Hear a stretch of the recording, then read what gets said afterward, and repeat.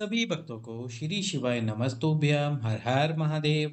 ओम नमः शिवाय, जय महाकाल, शिवाय नमः ओम। तो आज हम शिव महापुराण की कथा में द्वितीय रुद्र संहिता के द्वितीय सती खंड में 23वें अध्याय का वर्णन करेंगे, जो हमें बताता है नवदा भक्ति।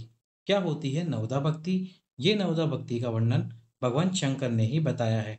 क्या होती है नवदा भक्ति, कैसे की जाती है नवदा भक्ति, इसके बारे में भगवान शंकर ने माता सती को बताया, जो कि आज हम जानेंगे इस अध्याय के माध्यम से कि नवदा भक्ति क्या होती है। पिछले अध्यायों में हमने जाना था कि भगवान शंकर की मधुर लीलाओं का वर्णन, सती और माता सती और भगवान शंकर कैलाश पर विराजमान हुए। एक समय ऐसा लगा कि भगवान शंकर ने माता सती को कहा कि आप कैलाश छोड़कर किसी दूसरे स्थान पर निवास कर सकते हैं, क्योंकि कैलाश पर निवास करने के लिए जगह नहीं। पर माता सती ने कैलाश पर ही निवास स्थान करने के लिए कहा भगवान शंकर से, और फिर शिव जी और माता सती कैलाश पर निवास करने लगे। जब उनका विवाह हो गया, माता सती और भगवान शंकर के विवाह में ब्रह्मा जी ने मंत्र पढ़े थे। ऐसा हमने पिछले अध्यायों में जाना था। अब आज के इस अध्याय में हम नवदा भक्ति के बारे में जानेंगे। वीडियो को लाइक करें, चैनल को सब्सक्राइब करें, वीडियो को अधिक से अधिक लोगों के पास शेयर करें, ताकि शिव महापुराण की ये कथा सभी अच्छे से सुन सके, पढ़ सके और अपने जीवन में भगवान शंकर की कृपा प्राप्त कर सके। तो चलिए सुनते हैं नवदा भक्ति का निरूपण। सती के पूछने पर शिव द्वारा भक्ति की महिमा तथा नवदा भक्ति का निरूपण। ब्रह्मा जी बोले, हे मुने, इस प्रकार शंकर जी के साथ विहार करके वे सती काम से संतुष्ट हो गई और उनके मन में वैराग्य उत्पन्न होने लगा। एक दिन की बात है, देवी सती एकांत में भगवान शंकर से मिली और उन्हें भक्ति पूर्वक प्रणाम करके दोनों हाथ जोड़कर खड़ी हो गई। भगवान शंकर को प्रसन्नचित्त जानकर विनय भाव से दक्ष कुमारी सती कहने लगी।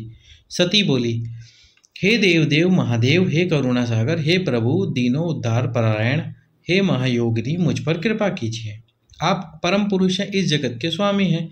रजोगुण तमोगुण सत्वगुण से परे हैं, निर्गुण हैं, सगुण भी हैं, सबके साक्षी हैं, निर्विकार है और महाप्रभु है। मैं धन्य हूँ जो आपकी कामिनी और आपके साथ सुंदर विहार करने वाली आपकी प्रिय हुई। हे स्वामिन, हे हरे, आप अपनी भक्त वत्सलता के कारण ही मेरे स्वामी हुए हैं। हे नाथ, मैंने आपके साथ बहुत दिनों तक विहार किया। हे महेशान, इससे मैं संतुष्ट हो गई हूँ। अब मेरा मन उधर से हट गया। हे देवेश, अब मैं परम तत्व का ज्ञान प्राप्त करना चाहती हूँ, जो सुख प्रदान करने वाला है। तथा हे हर, जिसको जान लेने पर समस्त जीव संसार दुख से अनायासी उद्धार प्राप्त कर लेते हैं। हे नाथ, जिस कर्म का अनुष्ठान करके विषयी जीव परम पद को प्राप्त कर लेता है तथा पुनः संसार बंधन में नहीं पड़ता है, उस परम तत्व को आप बताइए, मुझ पर कृपा कीजिए। ब्रह्मा जी बोले, हे मुने, इस प्रकार आदिशक्ति महेश्वरी सती ने केवल जीवों के उद्धार के लिए उत्तम भक्ति भाव से भगवान शंकर से इस प्रकार पूछा। तब इसे सुनकर स्वेच्छा से शरीर धारण करने वाले तथा योग के द्वारा भोग से विरक्त चित्त वाले स्वामी शिव जी अत्यंत प्रसन्न होकर सती से कहने लगे। शिव जी बोले, हे देवी, हे दक्षिणी, हे दक्षनंदिनी, हे महेश्वरी, सुनो। मैं उस परम तत्व का वर्णन करता हूँ जिससे वासनाबद्ध जीव तत्काल मुक्त हो जाता है। हे सती, तुम विज्ञान को परम तत्व जानो। विज्ञान वह है जिसके उदय होने पर मैं ब्रह्म हूँ ऐसा दृढ़ निश्चय हो जाता है। ब्रह्म के सिवा दूसरी किसी वस्तु का स्मरण नहीं रहता तथा उस विज्ञानी पुरुष की बुद्धि सर्वथा शुद्ध हो जाती है।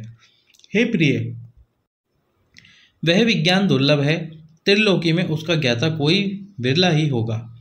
वह जो और जैसा भी है, सदा मेरा स्वरूप ही है, साक्षात परात्पर ब्रह्म है। इस प्रकार विज्ञान के ज्ञान की माता केवल मेरी भक्ति है, जो भोग और मोक्ष रूप फल प्रदान करती है। वह मेरी कृपा से सुलभ होती है। वह भक्ति 9 प्रकार की कही गई है। हे सती, भक्ति और ज्ञान में कोई भेद नहीं। भक्त और ज्ञानी दोनों ही सदा सुख प्राप्त होता है, दोनों को ही सदा सुख प्राप्त होता है। भक्ति के विरोधी को विज्ञान की प्राप्ति नहीं होती। हे देवी, मैं सदा भक्त के अधीन रहता हूँ और भक्ति के प्रभाव से जातिहीन नीच मनुष्य के घरों में भी चला जाता हूँ, इसमें संशय नहीं। हे देवी, वह भक्ति 2 प्रकार की कही गई है, सगुण और निर्गुण। जो वेदी अर्थात शास्त्र विधि से प्रेरित और स्वाभाविक भक्ति होती है वह श्रेष्ठ है, और इससे भिन्न जो कामना मूलक भक्ति होती है वह निम्न कोटि की कही गई है। सगुण और निर्गुण भक्ति, ये दोनों प्रकार की भक्तियाँ नैष्ठिकी और अनैष्ठिकी भेद से दो प्रकार की होती है। नैष्ठिकी भक्ति 6 प्रकार वाली जाननी चाहिए और अनैष्ठिकी भक्ति एक ही प्रकार की कही गई है। विज्ञान पुरुष विहिता और अविहिता आदि भेद से उसे अनेक प्रकार की मानते हैं। इन द्विविध भक्तियों के बहुत से भेद प्रभेद होने के कारण इनके तत्वों का अन्यत्र वर्णन किया गया है। हे प्रिय, मुनियों ने सगुण और निर्गुण दोनों भक्तियों के 9 अंग बताए हैं। हे दक्षनंदिनी, मैं उन 9 अंगों का वर्णन करता हूँ, तुम प्रेम से सुनो। हे देवी, श्रवण, कीर्तन, स्मरण, सेवन, दास्य, अर्चन, सदा मेरा वंदन, सख्य और आत्मसमर्पण, विद्वानों ने भक्ति के ये 9 अंग माने हैं। हे शिवे, इसके अतिरिक्त उस भक्ति के बहुत से उपांग भी कहे गए हैं। हे देवी, अब तुम मन लगाकर मेरी भक्ति के 9 अंगों के पृथक पृथक लक्षणों को सुनो।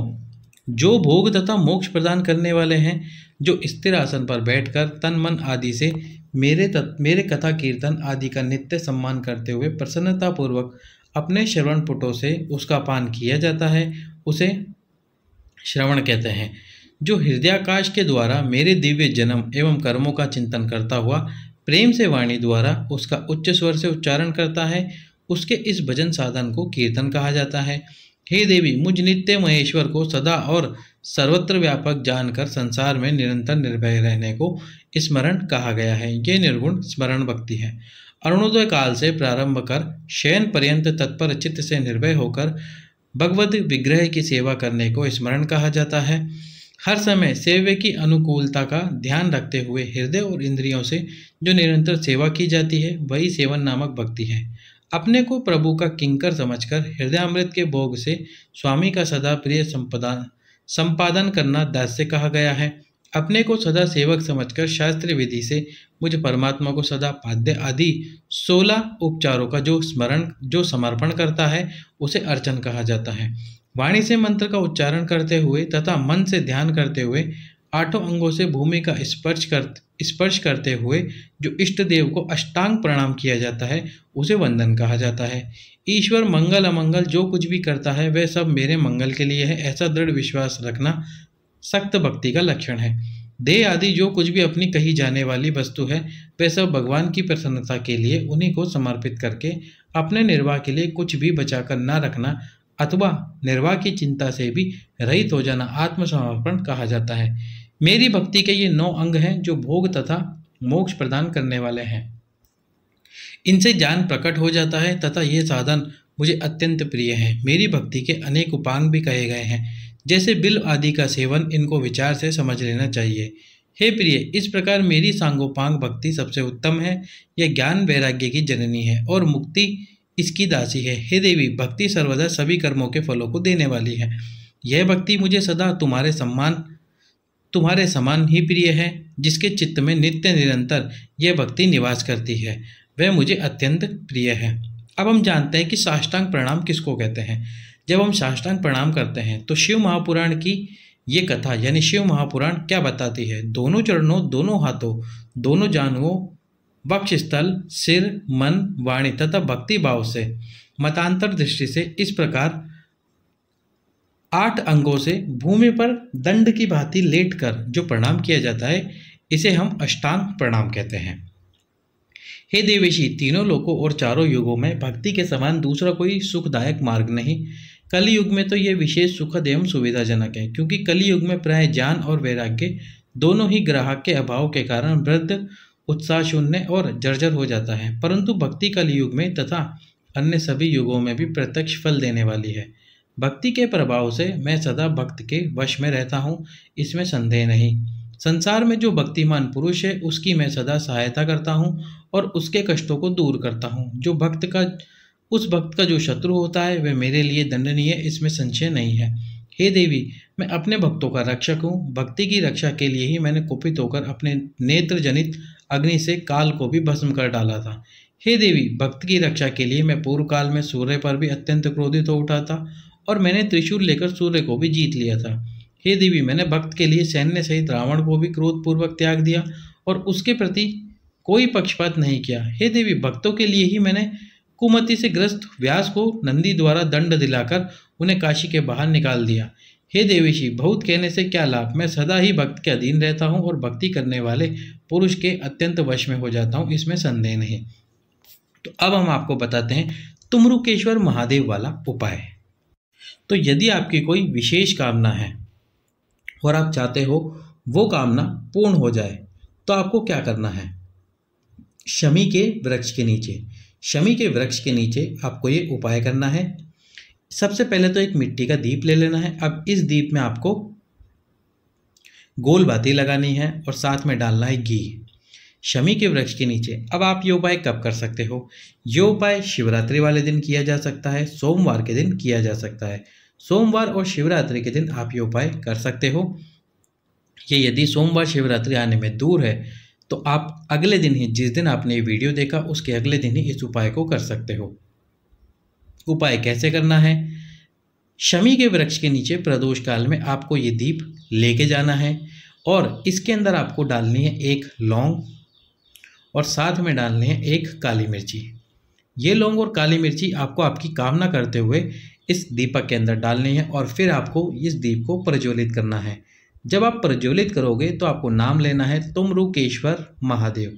तुमरुकेश्वर महादेव का स्मरण करना है और तुमरुकेश्वर महादेव का स्मरण करते हुए आपको ये दीप प्रज्वलित करना है। शमी के वृक्ष के नीचे आपकी कामना बोलते हुए प्रज्वलित कर दीजिए। आपकी जो भी कामना होगी वह शीघ्र पूर्ण होगी। अब ये उपाय कितने समय तक करना है और कितनी बार करना है?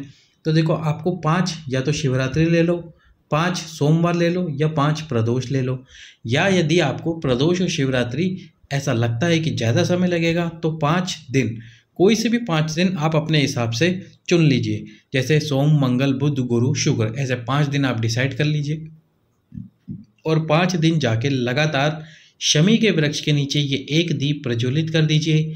आपकी जो भी कामना होगी तुमरुकेश्वर महादेव के नाम से वो अवश्य ही पूर्ण हो जाएगी। दूसरा जो उपाय है वो है बच्चों के लिए। यदि आपका बच्चा, मान लीजिए आपका बच्चा छोटा है, बार बार पलंग से गिर जाता है, गंदगी करता है, या आपका बच्चा बड़ा है, 10-12 साल का है, वो किसी दूसरी राह पर जा रहा है, आपको ये ज्ञात हुआ और आप चाहते हो या उसको नज़र लग गई है, तो आपको क्या करना है? एक नींबू लेना है। अब इस नींबू में छोटा सा कट लगाना है और कट लगाने के बाद में एक लौंग इसके अंदर फंसा देनी है, यानी कि एक लौंग इसके अंदर डाल देनी है, या बिना कट लगाए ही आप डायरेक्ट इस लौंग को जोर से दबाकर इस नींबू के अंदर फंसा दो। अब इस नींबू को आपको आपके बच्चे के ऊपर से तुमरुकेश्वर महादेव का नाम लेते हुए 21 बार तुमरुकेश्वर महादेव का नाम लेना है और 21 बार इस नींबू को अपने बच्चे पे से घुमा लेना है। 21 बार घुमाने के बाद में किसी भी चौराहे पर जाकर इस नींबू को पटक दीजिए। इसके बाद में आपका बच्चा कभी भी दूसरी राह पर नहीं जाएगा। यदि बहुत बीमार रहता है तो उसकी बीमारी भी पूरी तरह से ठीक हो जाएगी। तो ये थे तुमरुकेश्वर महादेव के उपाय। चलिए सुनते हैं हम आगे का अध्याय। ब्रह्मा जी बोले, नारद, इस प्रकार भक्ति का महत्व सुनकर दक्ष कन्या सती को बड़ा हर्ष हुआ और उन्होंने अत्यंत प्रसन्नतापूर्वक भगवान शिव को मन ही मन प्रणाम किया।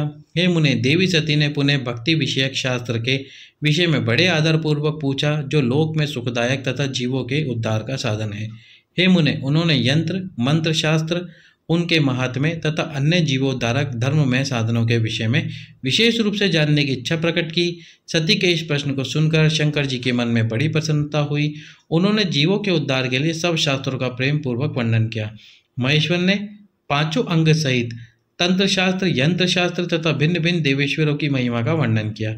हे मुनीश्वर, महेश्वर ने कृपा करके इतिहास कथा सहित उन देवताओं के भक्तों की महिमा, वर्णाश्रम, राजधर्म, पुत्र और स्त्री के धर्म की महिमा, कभी न नष्ट होने वाले वर्णाश्रम, जीवों को सुख देने वाले वैदिक शास्त्र एवं ज्योतिष शास्त्र, उत्तम सामुद्रिक शास्त्र तथा अन्य भी बहुत से शास्त्रों का तत्वतः वर्णन किया। इस प्रकार लोकों पार करने के लिए सद्गुण संपन्न शरीर धारण करने वाले, तीनों लोगों को सुख देने वाले सर्वज्ञ परब्रह्म शिव और सती ने हिमालय पर्वत के कैलाश शिखर पर तथा अन्य स्थानों में अनेक प्रकार की लीलाएं की और इस प्रकार यह अध्याय समाप्त हुआ। तो आज हमने जाना इस अध्याय में कि कैसे शिव जी अपने भक्त के अधीन रहते हैं, अपने भक्त के लिए वह कुछ भी कर सकते हैं। उन्होंने सूर्य को जीत लिया भक्त के लिए ही, और भक्त के लिए ही काल को भी भस्म कर दिया। इस प्रकार भगवान शंकर भक्त के अधीन रहते हैं।